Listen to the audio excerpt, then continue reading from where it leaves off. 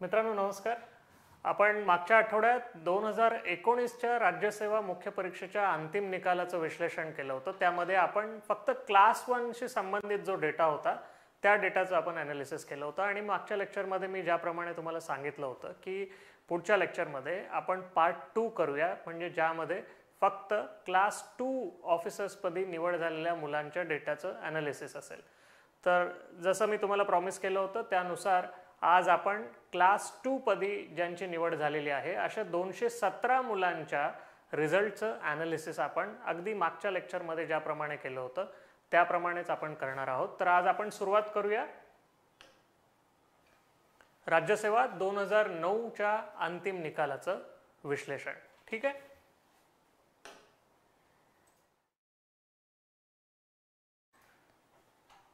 तर तुम्ही सर्व सध्या कोरोनामुळे घरी बसून आहात. परीक्षा तुमची आता 3 महिन्यावर आलेली आहे. 3 महिन्यापेक्षा कमी कालावधी आहे राज्यसेवेला आणि त्यामुळे सध्या तुम्ही फक्त अभ्यास आणि रिव्हिजन या दोनच गोष्टी करणं अपेक्षित आहे.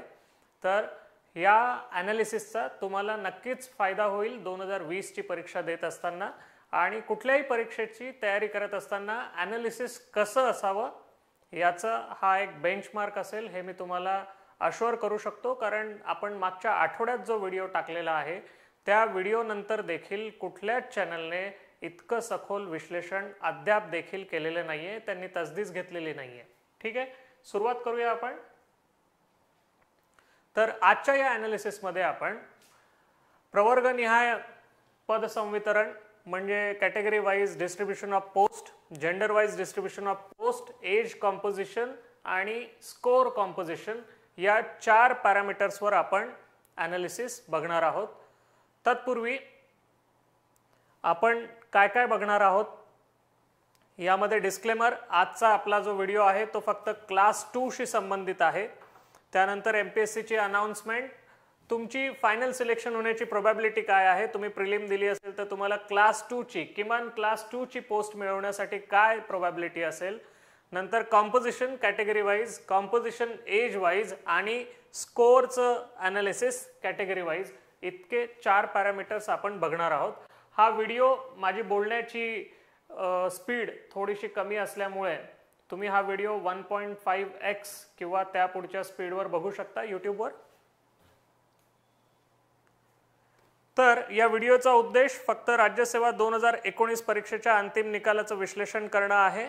डेटा प्रोसेस करत असताना काही एरर त्रुटी राहू शकतात. विश्लेषणासाठी आपण फक्त वर्ग 2 पदी निवड झालेल्या उमेदवारांच्या डेटाबेसचा आज वापर करत आहोत. मागच्या व्हिडिओमध्ये आपण क्लास 1 पदी ज्या मुलांची निवड झाली आहे अशांच्या रिझल्टचं आपण ॲनालिसिस केलं होतं. आणि सगळ्यात महत्त्वाचं, ज्यांना आकडेवारी आवडते त्यांना हा व्हिडिओ नक्कीच आवडेल आणि या व्हिडिओतनं खूप काही गोष्टी शिकण्यासारख्या आहेत. ॲनालिसिस कसं करायचं आणि त्याचा उपयोग आपला अभ्यास करत असताना, आपली तयारी चालू असताना त्या डेटाचा वापर कसा करायचा. तर ही घोषणा तुम्ही सगळ्यांनी बघितली असेल. तर या घोषणेमध्ये 420 पदांचा अंतिम निकाल लावलेला आहे. त्यापैकी 413 मुलांची निवड झालेली आहे. श्री प्रसाद चौगुले हे राज्यातून पहिले आलेले आहेत. सर्वसाधारण वर्गवारीतून मागासवर्गीयांमधून श्री रवींद्र शेळके पहिले आलेले आहेत. तर महिला उमेदवारांमधून श्रीमती पर्वणी पाटील पहिले आलेल्या आहेत. ही परीक्षा 3,60,990 उमेदवारांनी दिली होती आणि त्यापैकी फायनली सिलेक्ट झालेले 413 उमेदवार आहेत. तर हे प्री देण्यापासून ते फायनली सिलेक्ट होण्यापर्यंतचं स्टॅटिस्टिक्स आहे आणि यशस्वी होण्याची शक्यता फक्त 0.11% आहे. याचा अर्थ 1000 मुलांमागे फक्त एक मुलगा यशस्वी झालेला आहे किंवा 1000 उमेदवारांमागे एक उमेदवार यशस्वी झालेला आहे. जी प्री परीक्षा दिलेली आहे 3,60,990 मुलांनी, त्यांच्यापैकी फक्त 6,825 मुलं निवडल्या गेली. याचा अर्थ यशस्वी होण्याचं प्रमाण 2% आहे, म्हणजेच 100 पैकी 2 मुलं. नंतर मुख्य परीक्षा 6,825 मुलांनी दिली होती. त्यापैकी 1,326 मुलांचं सिलेक्शन हे इंटरव्ह्यूसाठी झालं होतं, म्हणजे यशस्वी होण्याचं प्रमाण वाढलंय, 19% गेलेलं आहे. आणि इंटरव्ह्यूला जे 1,326 मुलं निवडली होती त्यापैकी 413 मुलांचं फायनली सिलेक्शन झालेलं आहे आणि यशस्वी होण्याचं प्रमाण 31% आहे. म्हणजे सगळ्यात महत्त्वाचा किंवा मोठा हर्डल कुठला असेल? प्रिलिमचा आहे. प्रिलिम मधून मेन्ससाठी क्वालिफाय होणं सगळ्यात अवघड आहे. मेन्स पासून फायनल सिलेक्शन पर्यंतचा जो प्रवास आहे, उत्तरोत्तर यशस्वी होण्याचं प्रमाण जे आहे, टक्केवारी जी आहे ती वाढत जाते, हे इथे आपल्याला दिसतं. ठीक आहे, पुढे जाऊया आपण. तर हे सिलेक्शन झालेल्या कॅन्डिडेट्सचं कॉम्पोजिशन आहे कॅटेगरी वाईज. डाव्या हाताचा पहिला जो चार्ट आहे त्यामध्ये तुम्हाला असं दिसून येईल की एसीबीसी हे 69 कॅन्डिडेट्स आहेत. 217 पैकी 69 कॅन्डिडेट्स हे एसीबीसी आहेत, त्यांचं प्रमाण 32% आहे. त्या खालोखाल ओबीसी कॅन्डिडेट्स 48, 22% प्रमाण आहे. नंतर याच प्रमाणात इकडे जर तुम्ही आकडेवारी बघितली तर ही पाय चार्ट मध्ये तुम्हाला पूर्ण कॅटेगरी वाईज इथे तुम्हाला ते दिसून येईल. ठीक आहे, तर एसीबीसी कॅन्डिडेट्सचं जे प्रमाण आहे ते इथे तुम्हाला दिसेल 69 आहेत 217 पैकी. 48 कॅन्डिडेट्स ओबीसीचे आहेत. शेड्यूल्ड कास्ट कॅन्डिडेट 22 आहेत. शेड्यूल्ड ट्राईब 18 आहेत. एनटीसी 16 आहेत. ओपन कॅटेगरीचे 14 आहेत. नंतर एनटीडी 10, डीटीए 8, एनटीबी 8 आणि एसबीसी 3 आहेत. डीटीएचे 9 कॅन्डिडेट्स आहेत. ठीक आहे, आणि जे दिव्यांग उमेदवार आहेत तर ते साधारणपणे 9 निवडले गेलेले आहेत. त्यापैकी 8 पुरुष उमेदवार आहेत आणि 1 महिला उमेदवार आहे. जर आपण स्त्री पुरुष मेल फिमेल जर का आपण कॉम्पोजिशन बघितलं तर 217 पैकी 157 हे मेल्स किंवा पुरुष उमेदवार आहेत, तर 60 या महिला उमेदवार आहेत. टक्केवारीमध्ये हे प्रमाण 72 आणि 28% आहे. ठीक आहे, पुढे जाऊया आपण.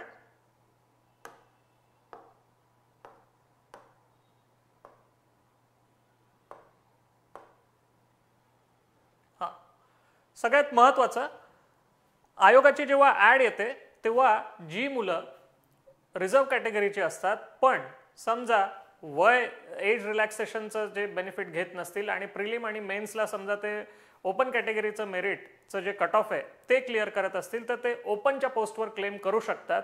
तर अशा 59 उमेदवारांनी जे रिझर्व कॅटेगरीचे आहेत, अशा 59 उमेदवारांनी ओपन कॅटेगरीतल्या पोस्ट घेतलेल्या आहेत. आणि मोस्टली त्या 59 पैकी सर्वाधिक पोस्ट ज्या आहेत त्या एसबीसी कॅन्डिडेट्सनी घेतलेल्या आहेत, 41 पोस्ट 59 पैकी. त्या खालोखाल एनटीसीच्या कॅन्डिडेट्सनी 9 पोस्ट घेतलेल्या आहेत. इथे तुम्हाला दिसेल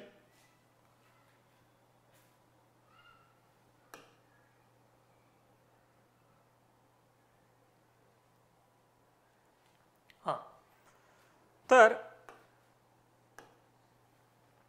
सर्वाधिक पोस्ट ज्या आहेत त्या एसबीसी कॅन्डिडेट्सने घेतलेल्या आहेत 41. त्यांच्या खालोखाल एनटीसी, मग ओबीसी आणि एनटीडी, अशा प्रकारे एकूण 59 पोस्ट ज्या रिझर्व कॅन्डिडेट्सची मुलं आहेत त्यांनी ओपन कॅटेगरीतल्या या पोस्ट मिळवलेल्या आहेत, जी खूप कौतुकास्पद गोष्ट आहे. त्याचं स्टॅटिस्टिक्स इकडे तुम्हाला दिसेल. डाव्या हाताच्या टेबलमध्ये जो कॉलम आहे तो क्लास 2च्या ज्या पोस्ट आहेत त्या, उजव्या हाताच्या कॉलमची हेडिंग फिमेल आणि मेल आणि त्यांची टोटल अशी दिलेली आहे. तुम्ही ही स्लाइड वाटल्यास हिचा स्क्रीनशॉट काढून नंतर अनालिसिस करू शकता. ठीक आहे, पुढे जाऊया आपण. Age profile. तर क्लास 2 पदी निवड झालेल्यांपैकी सगळ्यात तरुण उमेदवार जे आहेत निखिल पाटील, ज्यांची नायब तहसीलदार पदी निवड झालेली आहे, त्यांचं कंप्लीट एज म्हणजे पूर्ण झालेलं वय 21 आहे. रनिंग एज त्यांचं 22 आहे. आणि सर्वात ओल्डेस्ट उमेदवार जे आहेत ज्यांची नायब तहसीलदार पदी निवड झालेली आहे त्यांचं वय 39 आहे. म्हणजे आपल्याकडे एजची रेंज ही मिनिमम 21 पासून ते मॅक्सिमम 39 पर्यंत असल्याचं आपल्याला दिसून येईल. हा इथे जो टेबल आहे हा पूर्ण टेबल आहे. यामध्ये ओव्हरऑल जर का आपण स्टॅटिस्टिक्स बघितलं तर यंगेस्ट कॅन्डिडेट्स 21 वर्षाचा आहे, ओल्डेस्ट कॅन्डिडेट्स 39 वर्षाचा आहे, तर ॲव्हरेज एज 28 आहे.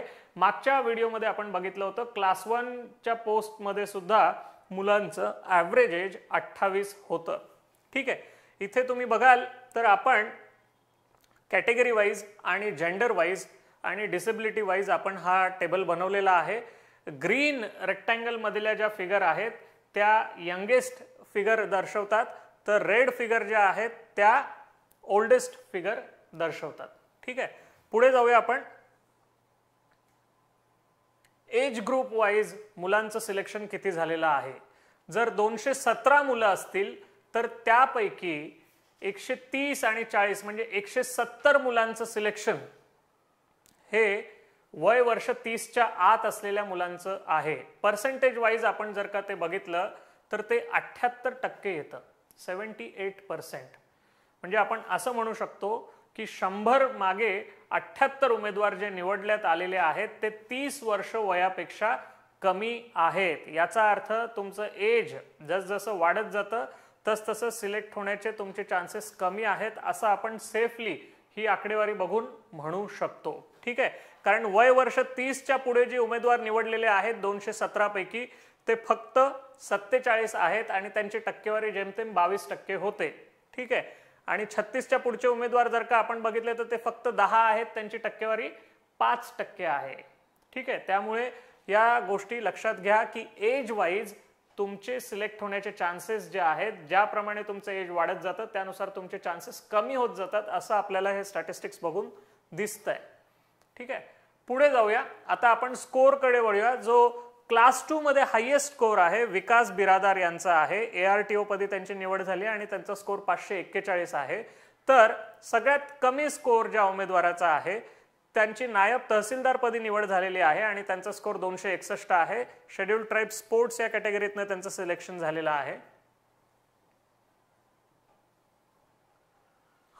आता हे ओव्हरऑल स्कोरचं अनालिसिस आहे. याच्यामध्ये हायेस्ट कॅन्डिडेटचा स्कोर 541, लोएस्ट जो स्कोर आहे तो 261 आहे आणि average score across all categories हा 492 आहे.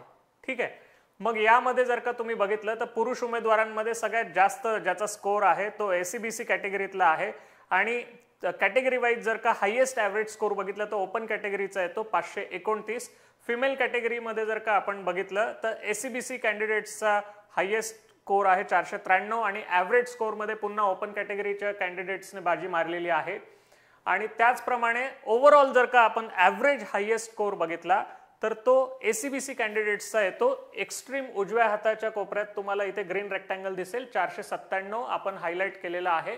तर ही सुद्धा तुम्ही स्क्रीन जी आहे ती तुम्ही पॉज करून हिचा स्क्रीनशॉट काढू शकता, तुम्हाला ॲनालिसिसला कामाला येईल.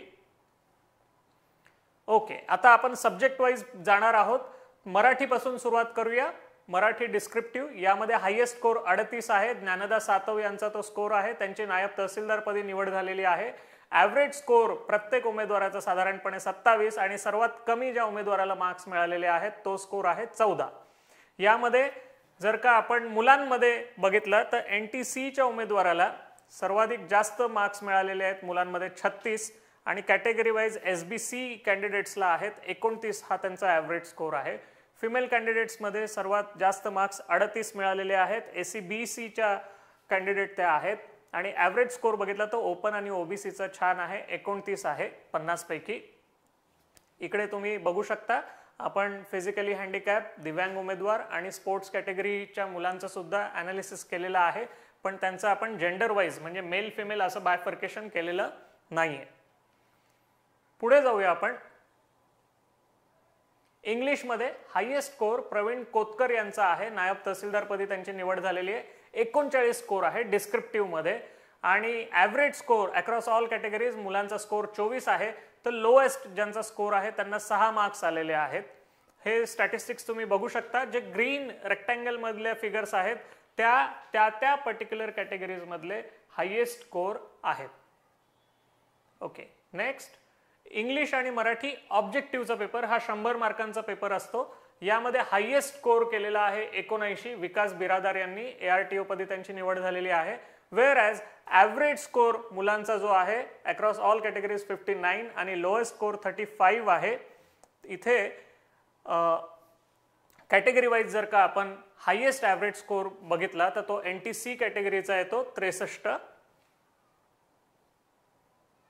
ओके, लँग्वेज प्लस ग्रामर म्हणजे डिस्क्रिप्टिव्ह इंग्लिश, डिस्क्रिप्टिव्ह मराठी आणि ऑब्जेक्टिव्ह इंग्लिश मराठी यांचा एकत्रित स्कोर.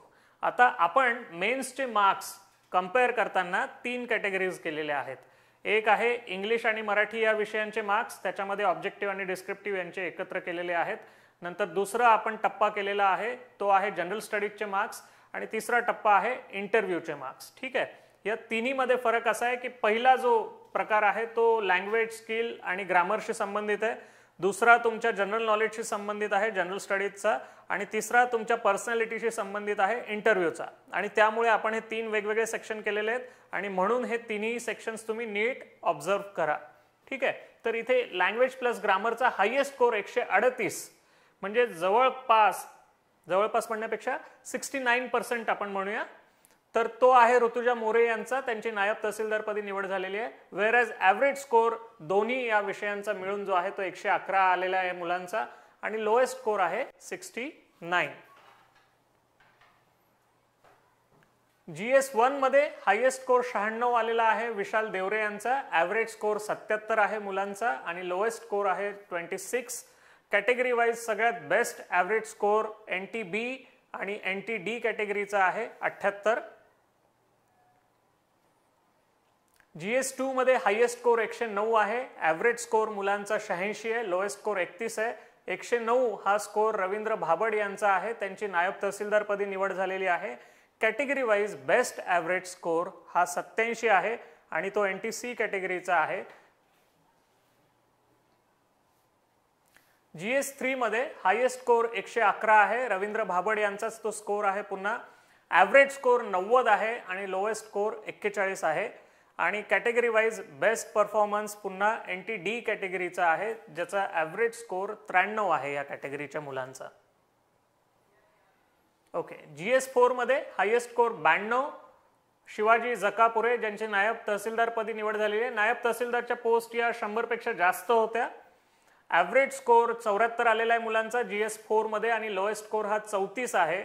आणि कॅटेगरी वाईज बेस्ट स्कोर जो आहे तो NTD कॅटेगरीच्या मुलांचा आहे. पुन्हा एकदा म्हणजे तुमच्या असं लक्षात येईल की ॲव्हरेज स्कोरचा जर का तुम्ही परफॉर्मन्स वाईज विचार केला सब्जेक्ट वाईज, तर बऱ्याच ठिकाणी ओपन कॅटेगरीच्या मुलांना रिझर्व्ह कॅटेगरीच्या मुलांनी मागे टाकलेलं आहे आणि त्यामुळे त्या रिझर्व्ह कॅटेगरीतल्या मुलांचं ओपन कॅटेगरीमधून सिलेक्शन झालेलं आहे. ठीक आहे, GS टोटल हायेस्ट ही 389 आहे. याच्यामध्ये आपण मराठी इंग्लिशचे मार्क्स पकडलेले नाही आहेत, फक्त GS 1, 2, 3, 4 आपण काउंट करतोय. तर तुमच्या असं लक्षात येईल की 399 हा हायेस्ट स्कोर होता क्लास 1च्या बाबतीमध्ये, क्लास 2 मध्ये तो 389 आहे, म्हणजे जास्त काही फरक नाहीये. ठीक आहे, ॲव्हरेज स्कोर 217 आणि लोएस्ट स्कोर जो आहे तो 138 आहे. सगळ्यात हायेस्ट स्कोर GS मध्ये रवींद्र भाबड यांचा आहे, नायब तहसीलदारपदी ज्यांची निवड झालेली आहे.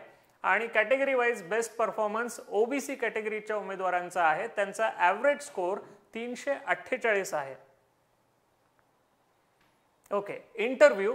आता इंटरव्ह्यू मध्ये खूप महत्त्वाचे असतात हे मार्क्स, कारण एक मार्काने आपलं सिलेक्शन होईल की नाही होणार किंवा ही पोस्ट मिळेल किंवा नाही मिळणार हे अवलंबून असतं. तुम्ही तुमचं बेस्ट देण्याचा प्रयत्न करत असतात प्रत्येक पेपरमध्ये आणि इंटरव्ह्यू ही त्याची चरमसीमा असते. तर इंटरव्ह्यू मध्ये हायेस्ट मार्क्स 70 मिळालेले आहेत उमेदवाराला आणि लोएस्ट 40 मिळालेले आहेत. ज्यांना सर्वाधिक मार्क्स मिळालेले आहेत विजय साळुंके आणि स्नेहल देशमुख हे 2 उमेदवार आहेत ज्यांना 70 मार्क्स मिळालेले आहेत. आणि ॲव्हरेज मार्क्स 54 आहे. आपण बघितलं क्लास 1च्या बाबतीमध्ये ॲव्हरेज स्कोर इंटरव्ह्यूचा 55 होता, क्लास 2 मध्ये तो 54 आहे, म्हणजे जास्त व्हेरिएशन नाहीये. आणि कॅटेगरी वाईज जर का तुम्ही परफॉर्मन्स बघितला तर ओपन कॅटेगरीच्या मुलांचा छान परफॉर्मन्स आहे, 58 हा त्यांचा हायेस्ट ॲव्हरेज स्कोर आहे. वेअर ॲज सर्वात कमी जो स्कोर आहे तो शेड्यूल्ड कास्ट कॅटेगरीच्या मुलांचा आहे, तो 49 आहे. तर व्हेरिएशन जर का तुम्हाला बघायचं असेल, ॲव्हरेज 54 आहे, तर व्हेरिएशन ओपन कॅटेगरीच्या मुलांना ॲव्हरेजपेक्षा 4 मार्क्स जास्त मिळालेले आहेत, तर SC शेड्यूल्ड कास्ट कॅटेगरीच्या मुलांना ॲव्हरेजपेक्षा 5 मार्क्स कमी पडलेले आहेत. ठीक आहे, तर आजच्या या आपल्या ॲनालिसिसमधून मागचा व्हिडिओ जो होता तो आपण थोडासा स्लो पेस व्हिडिओ होता. आजचा व्हिडिओमध्ये सुद्धा आपण तेच सगळे पॉइंट्स कव्हर केलेले आहेत, पण जी स्पीड आहे ती थोडीशी आपण वाढवलेली आहे मागचा अनुभव पाहता. तर सगळ्यात महत्त्वाचं आपले टेक अवे काय आहेत या आजच्या या व्हिडिओपासून, की कुठलीच गोष्ट गृहीत धरून चालत नाही, प्रत्येक मार्क महत्त्वाचा असतो आणि कुठल्याही युद्धाला सामोरं जाताना पूर्वतयारी करणं गरजेचं असतं.